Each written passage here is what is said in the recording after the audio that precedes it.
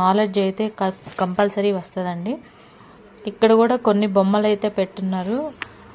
ఇవి చూడండి, ఇక్కడ యానిమల్ పవర్ అంట. ఇది యానిమల్స్ అవి ఎంత పవర్ యూజ్ చేసి ఆ గేర్ని తిప్పుతాయి అనేది ఇక్కడ. అంతకు ముందు కాలంలో ఇట్లా ఉపయోగించేవాళ్ళు కానీ గానుగా అనేవాడు.